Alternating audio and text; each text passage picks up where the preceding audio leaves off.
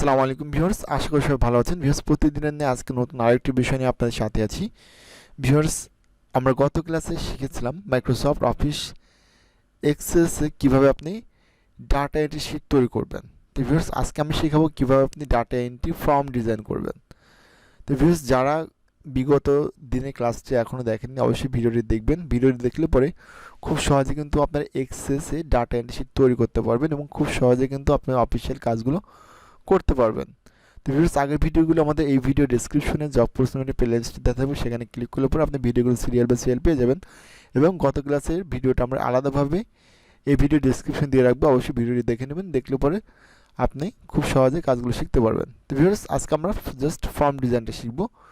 এখন ফর্ম ডিজাইনটা আমরা কীভাবে করব, দেখতে পাচ্ছেন যে আমাদের এখানে কিন্তু যে ডাটা এন্ট্রি শিটটা তৈরি করেছি, এখানে যে তথ্যগুলো দেওয়া আছে, এই তথ্যগুলোর আলোকেই কিন্তু আমরা এখন ডাটা এন্ট্রি ফর্ম ডিজাইন করব।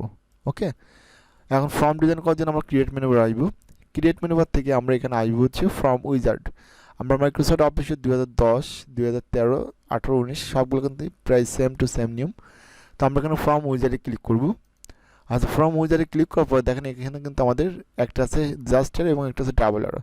তো আমি এই এরোতে ক্লিক করবো, আমার এখানে জাস্ট একটা অর্থাৎ আমার যেগুলো প্রয়োজন সেগুলো কিন্তু আমি একটা করে নিতে পারবো। বাট আমার যদি এখানে সবগুলো ফিল্টারের প্রয়োজন হয়, সেক্ষেত্রে আমরা কী করবো, জাস্ট এখানে ক্লিক করবো, সবগুলো ফিল্ড একবার ডান পাশে চলে আসবে। এরপর আমরা এখান থেকে নেক্সট করব। আচ্ছা, এরপরে আমাদের যে ফর্মটা ডিজাইন করবো, ফর্মটা থাকবে হচ্ছে কলাম আকারে, এই জন্য আমরা এখানে কলাম রেখে এখানে জাস্ট নেক্সট ক্লিক করব। এরপরে এখানে বলছে open the form two view inter information, অর্থাৎ আমরা যে ইনফরমেশনগুলো দিচ্ছি এটাকে অটোমেটিকলি ওরা একটা ওপেন করে দিবে, না এটা আমরা নিজেদের মধ্যে করে মডিফাই করে ইচ্ছা মতো করে সাজাই নেব। তো আমি এটা অবশ্যই মডিফাই করবো, কারণ ফর্মটা আমরা ইচ্ছা মতো ডিজাইন করবো। এরপর জাস্ট ফিনিশ। দেখবেন কিছুক্ষণের মধ্যে কিন্তু আমাদের সামনে একটা ফর্মের ফরম্যাট কিন্তু চলে আসবে। এখন দেখতে পাচ্ছেন যে আমাদের ফর্ম যেটা আসছে সেটা ঘরগুলো কিন্তু ছোটো বড় আছে। তা আমাদের প্রথম কাজ হচ্ছে এই যে ঘরগুলো আসছে ক্লিক করবেন, ক্লিক করার পর মাউস লেফট চেপে ধরে ট্রেনের ঘরগুলোকে এক মাপে করে দিবেন।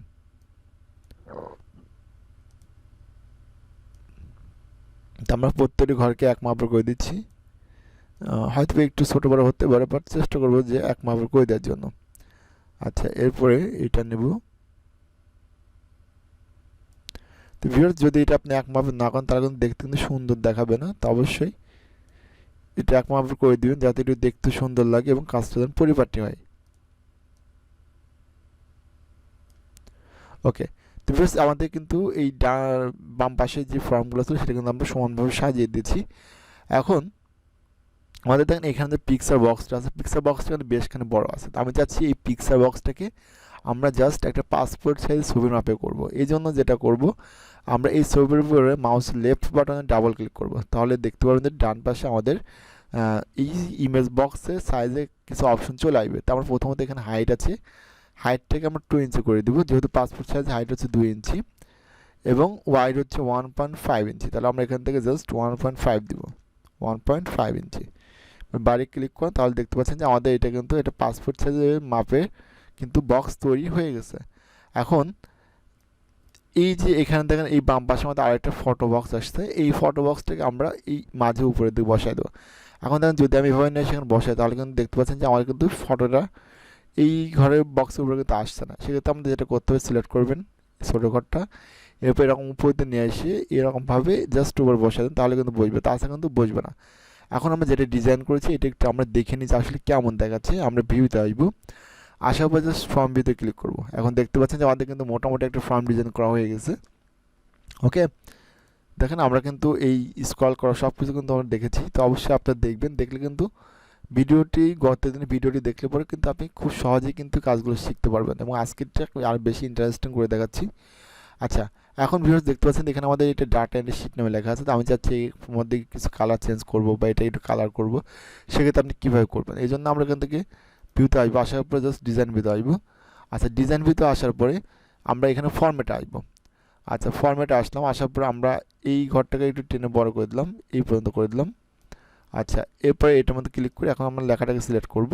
এরপর টেক্সটটা আমরা চাইলে এখানে যে কোনো কালার করতে পারবো। তো আমি সাপোজ রেড কালারটা করে দিচ্ছি।